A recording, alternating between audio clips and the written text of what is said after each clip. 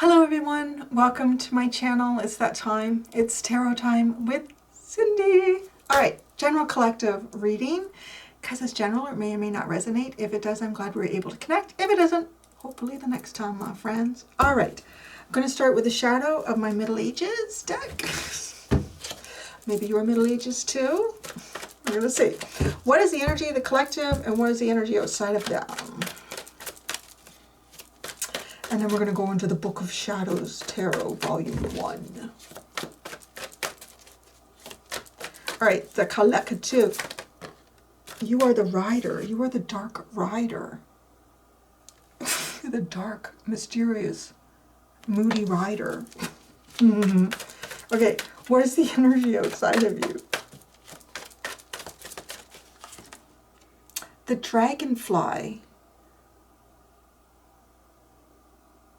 Whoa, this is bringing like a whole other meaning to me. I should have seen that coming, but I missed it. I just watched a movie. My mom and I watched a movie on Netflix. And, oh, what was it? Was it called Dragonfly? No, I don't have.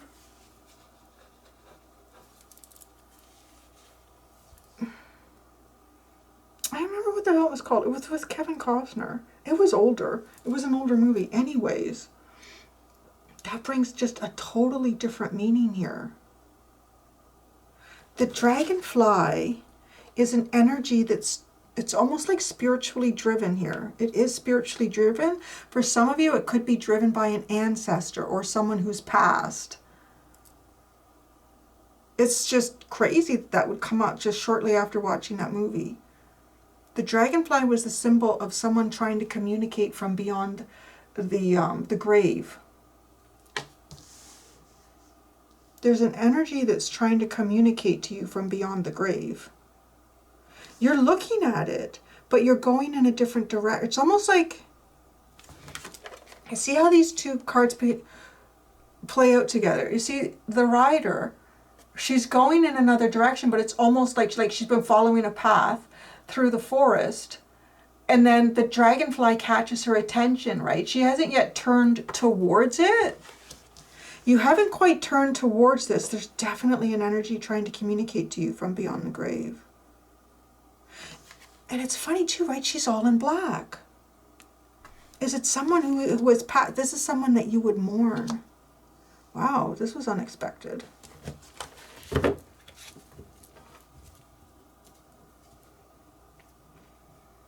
It's trying to guide you in a direction here. It's persistent. Very persistent, to the point where you may question your own sanity with it. But it is trying to guide you to, it's something that you don't know. It's almost like it's something that survived a catastrophic event that you possibly mourn over. There's an element of something that survived in that it's trying to lead you towards. Dog at the bottom, devoted. This energy is hugely devoted to you. Some of you, this could be like a partner. That was the context in the movie that I watched.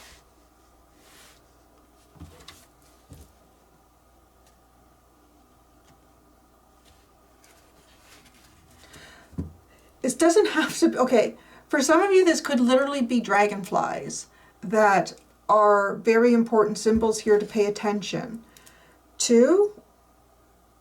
They're either going to pop up at times to confirm for you that you're on the right path. Now, I want to say if it's confirming to you that you're on the right, okay, I'm going to stop here. Because not everyone it's going to be a dragonfly, but it is something. It's probably something that flies. It could be a bird, could be a fly, could be, yeah, whatever flies, what things fly. Could be airplanes for some of you. I feel more so that it's going to be something nature-based because nature can be manipulated by the spirit realm to appear in certain places, times. Could be a moth or a butterfly. whatever it is for you, if it's confirming for you that you're on the right path, it's not aggressive. If you're not on the right path, it's aggressive, like it's flying into the window, it's like in your face all of a sudden. If you're on the right path, it's almost like it comes and it lands on you, like you're in harmony with it, with a message that's trying to be shown to you or conveyed to you. Some of you, this could even be like a devoted pet that you had that passed.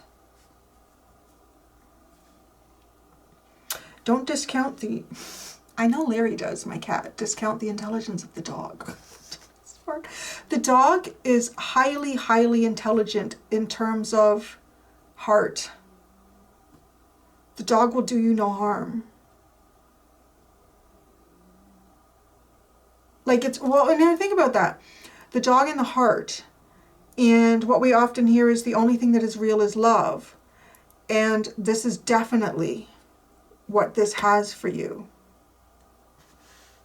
The devotion of a loyal dog. This will persist. It wants you to be on a certain path here. It wants you to see something. That is specific. When you're going in a different direction from where this message from the grave, someone from the grave, the other side of the grave is trying to talk to you, trying to guide you. And maybe some of you already have, like, when I see these, it makes me think of so-and-so, someone who's passed. Or when I see this, it makes me feel like Spirit is talking to me or confirming something for me. Pay attention to those. This is like, I don't know if y'all are in a very specific timeline right now where Spirit's like, we want them to know how much we're trying to talk to them. Some of your, now, because the Dark Rider here, there's a lot of persistent memories of the past that can plague her. So there could be some darker memories of the past that may,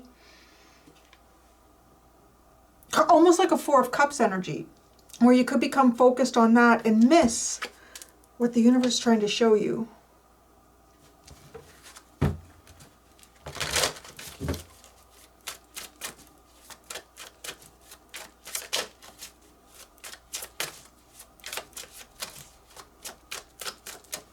The Rider, you are the Rider, you are the Three of Wands. You're Venus. Just like Venus.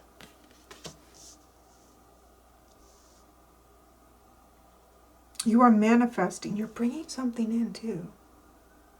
You are receptive. If you're receptive, then the Dragonfly, the Seven of, oh my God, this is my card of, well, there's two in this deck, and this is one of them. This is, okay, of good fortune and good luck, but it's also follow the coins, like follow the trail, follow the breadcrumb trail. It's a yin-yang symbol here. This is, okay, this is a different way of receiving messages, right? The Seven of Swords can also be about using your mind in a very wise, okay, now this, but that's what this energy is doing. It's trying to talk to you. There's an energy from beyond the grave that's trying to talk to you, trying to bring you your good fortune.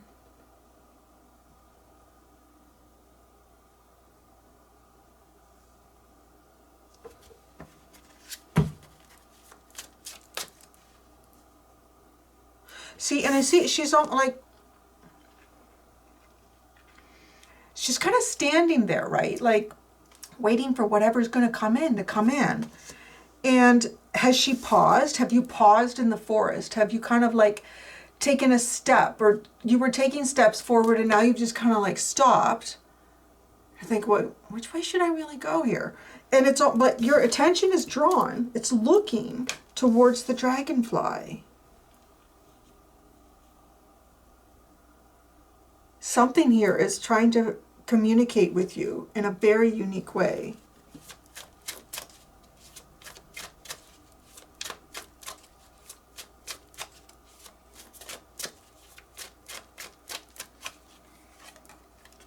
You've got the World,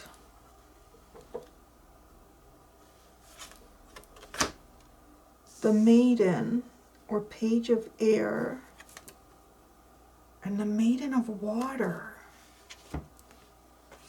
So, okay, something's ended here for you, and maybe it's the relationship that you had with this person, or for some of you, it's a person, and I feel like this is someone that you have mourned based on, right? Like showing up in all of these dark clothes and looking towards the dragonfly. This is definitely someone who is very loyal to you.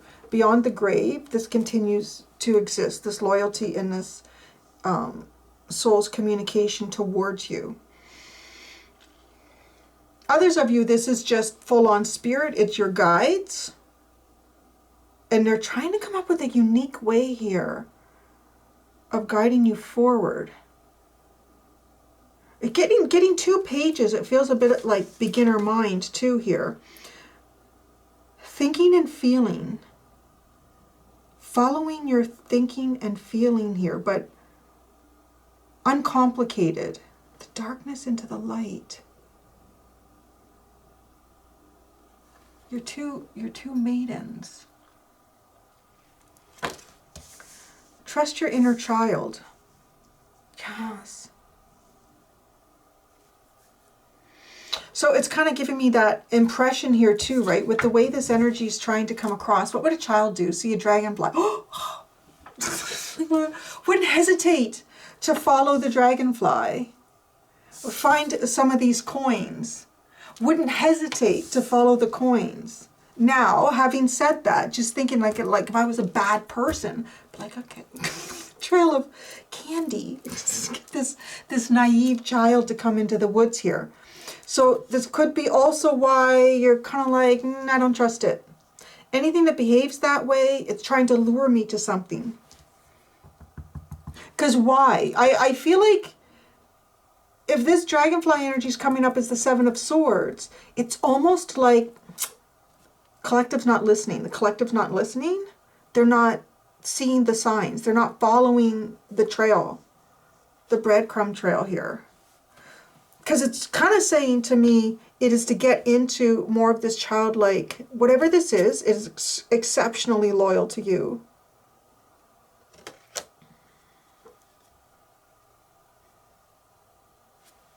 So, well, the Ace of Wands, the Ace of Fire, the 10 of Cups,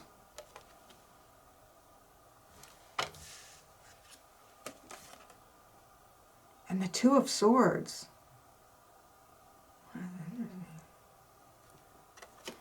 Oh, these cards are cool. I don't know why it took me so long to use this deck. It's crazy, isn't it? Well, I guess maybe I wasn't ready for it. I wasn't ready for it. I don't know. I used this deck in another reading, or a couple readings. I don't remember now. And I literally said, like, I've had this deck probably for 3 or 4 years. Probably 3. You know, I've lost track of time before. And I've never used it. I always use the Book of Shadows Volume 2. I just find this so easy to connect with. It's funny, right? Like how we change and transform, and it's interesting too. Think about that. Why am I talking about that right now?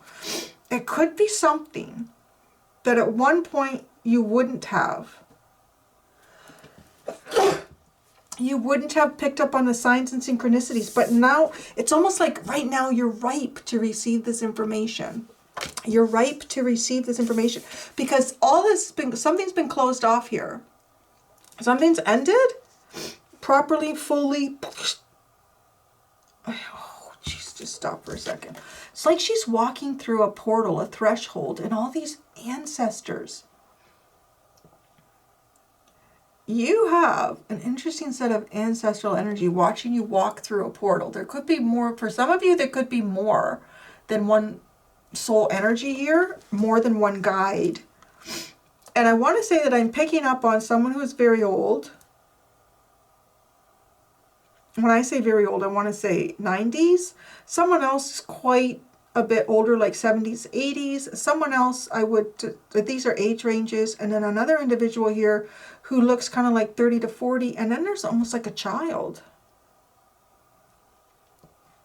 Could also look at this as the, well, it's not a triad.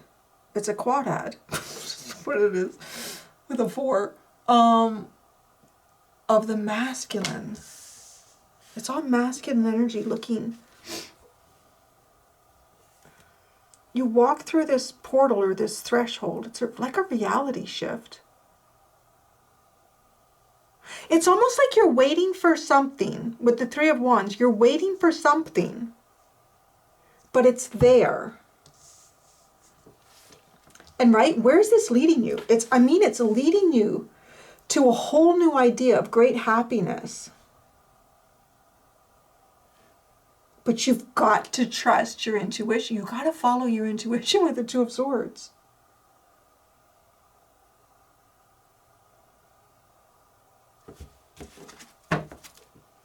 The Sun is at the bottom. Oh, I like that. I'm not done with this deck. Where was your horse taking you? I say was, because it's like you're looking in a different direction.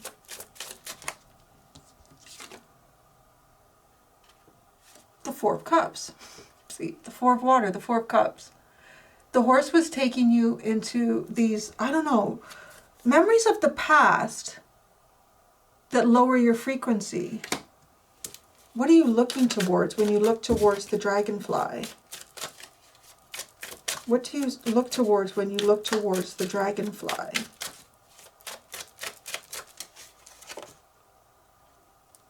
The Crone of Earth.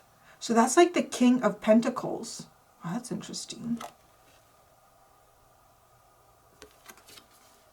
The Maiden is the Page.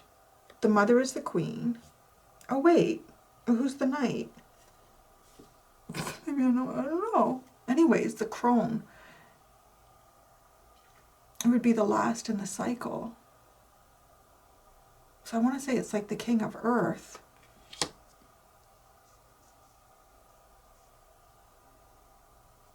So let's look at the dragonfly. Who or what is this dragonfly energy? It could be like a King of Pentacles. It could be a father, a husband. It could be someone who runs their own business. Oh my God. Wisdom. Fuck me. That's awesome. The High Priestess. But it's called wisdom. Spiritual wisdom. Oh my God, I love this. You may see an individual here, or you may see someone that you perceive as having maybe experience, maybe some status, probably wealth. But what you see, right, is very physical with an earth energy. But what it actually is higher wisdom. The dragonfly. To show you. No, look at that. I love it. It's got this wisdom card has the yin yang symbol. And what is the 7 of air? Trying to show you a different way of showing you. Pay attention to dragonflies, guys. I was going to not tell you. Pay attention to how, in whatever way, spirit, an ancestor, a voice from the other side is trying to communicate to you. Pay attention to how it's communicating. If, like I said, it's kind of something that lands softly on your arm, and that's confirming that you're on the right path. I'm with you. Here we go. If it's something that is persistent, like if you're like kayaking with my son this past week. Anyways, he had an incident with a bug that freaked him out. And anyways, right, like, it's just like that, or it's something that keeps flying into, or you're driving, right, and hits like right in the windshield to the point that like makes a huge smack, like startles you. That's telling you, either I want to say you could be thinking down the wrong road, right? Remember that. Thinking down the wrong road. Taking an action towards a wrong choice. That seems really important with this.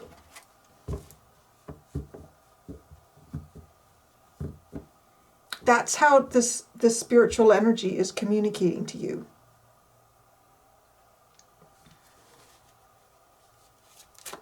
The Seven of Air. It's unconventional. Unconventional thinking produces unconventional knowing.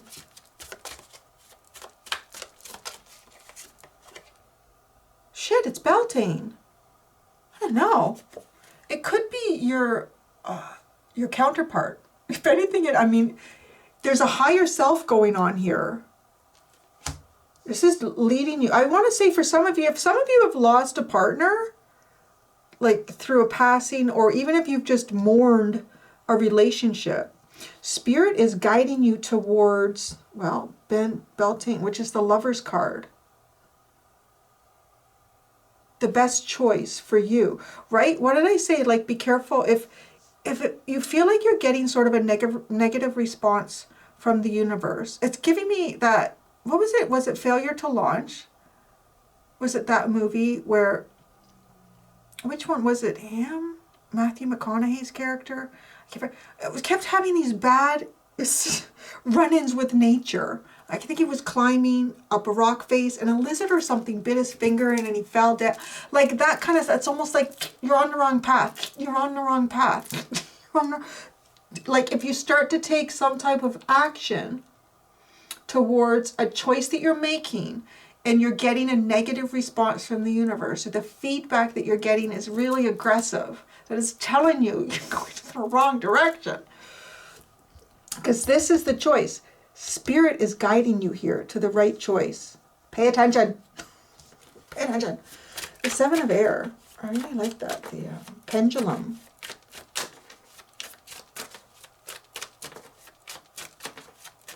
Sorry, the Two of Air. Did I say this? You already had the Seven. That's Beltane, the Lovers. The Two of Air. Well, the Emperor God. There you go. The Emperor.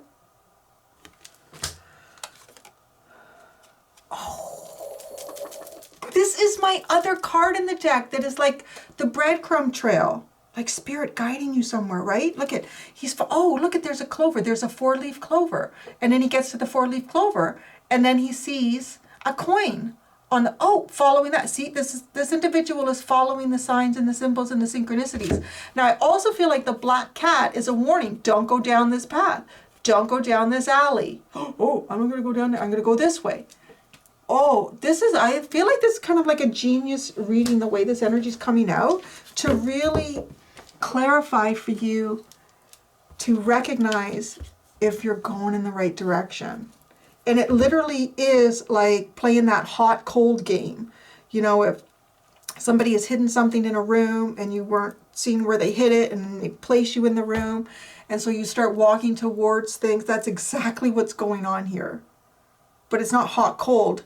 It's like, how does the message come across? You know, if it was like, let's say you were hearing impaired and you couldn't hear someone say hot or cold. So they would like poke you hard. That meant cold. Or they would gently rub you. That's warm. So you would kind of get, like just figure it out. Figure it out. Feel it out. Okay, the Four of Air, which is healing. Healing. Wow, the Nine of Cups. Beautiful. The healed, I don't want to say, this is even, like this is coming off as the divine masculine, healed over here. Now, for some, I want to say for all of us, this is talking about healing. Because masculine energy, right, we have the yin yang symbol twice over here. Masculine energy is the active energy. So actively moving yourself forward. that guidance system. It can't just be sitting and waiting for things to happen. It can't just be receptive. It has to be about following the trail. But knowing how to follow the trail. And it is, and it takes you to your wish fulfillment. Wow. Well, there you go. Damn, that's cool. The Hanged Man into the Strength card. But the Hanged Man is called the Circle. And then the Strength card is called Spellcasting.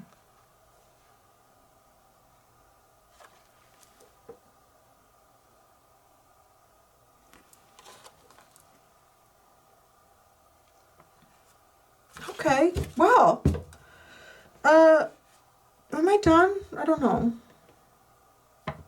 Let me just ask about your Maiden of Air and your Maiden of Water. I feel like those energies are important in terms of helping you to navigate. The Maiden of Air. See, observe and learn. The Maiden of Water. Hope, joy, emotional healing. The Maiden of Air. The Seven of Wands. The Hierophant, which is called the Book of Shadows. And the Nine of Pentacles. I mean, as she walks too, she looks kind of cautious.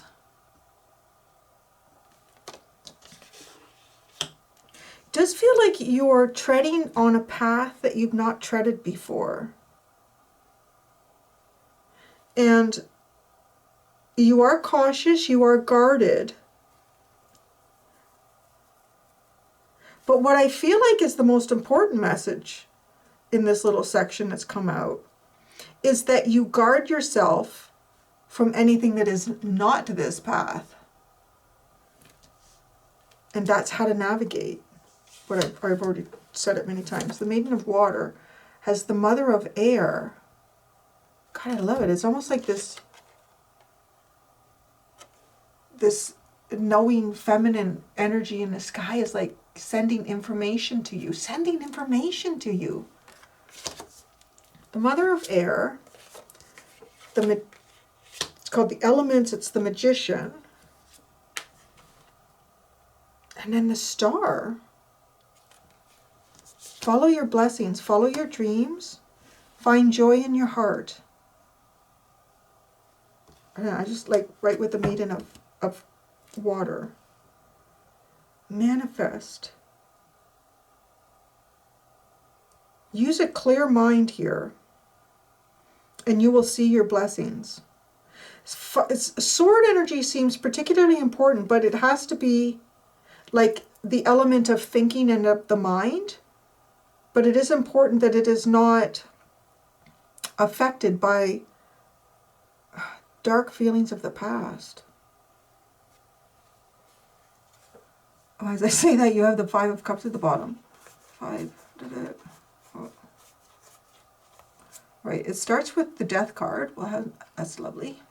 It all starts, well, you had the Death card, and then you had the World card. So those are significant. It's called Yule in this deck.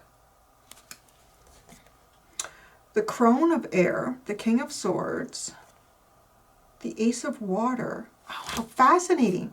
We're just talking about the King of Swords, and look, it's a sword that plunges into the cup. A sword, the Sword of Truth. Wow. Okay, well now that's also interesting. Because we look at the chalice is giving us the symbol of the feminine, and the sword is giving us the symbol of the masculine. The masculine is the truth, the feminine is the emotion, is the vessel.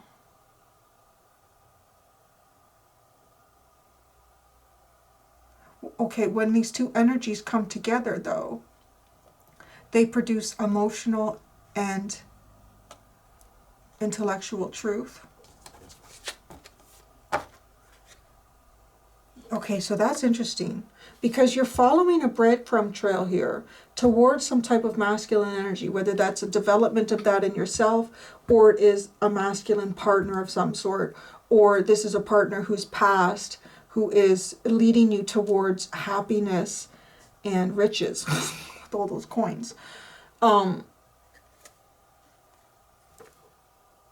So, but this is it's the Seven of Swords. It's communicating to you through the mind. Use your mind here. Don't get your feelings involved. See, then we have the Three of Swords. This is almost like the truth and the emotions, again, which is typical of the Three of Swords. They conflict. What you know, or what you think you know, conflicts with your emotions. The Eight of Cups, so you're like, I'm not going to get attached. I'm walking away. The Eight of Cups. Because what you knew or what you know conflicts with how you feel. So you walk away from how you feel, but you're being asked to feel again. And it's nice. Move away from the Dark Rider energy, because those are dark feelings and emotions. And into like a young girl who's just, you know, had a fabulous day at the beach. The sun is setting. She's gone into the water. She's leapt up out of the water and created this cascade of water around her. And who leaps behind her? Like, it's almost like anything is possible kind of energy. And it does. It leads you to your blessing. And then you get the Mother of Fire and then the Five of Water.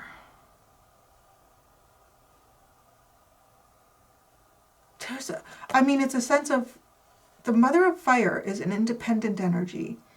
And then the Five of Cups is like feeling disappointed.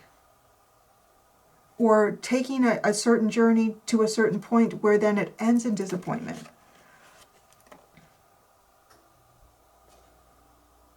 Could also be like detaching emotionally and just being focused on the physicality of who you are and where you're going. I feel like too, like even though there's something here that's perhaps even been blocking your creativity. All right, that's what I did. That's what I have. I'm going to go do the extended. I think in the extended, what I'm going to do is I'm going to look at when you're moving in the opposite direction of where the dragonfly is trying to take you. Okay, what kind of energies, what can you start to see happen when you're moving into the direction that the dragonfly is trying to take you? What kind of energies, what kind of things can you expect to happen? And here we go. Thank you so much, everyone. Until next time, be gentle with yourselves. Bye.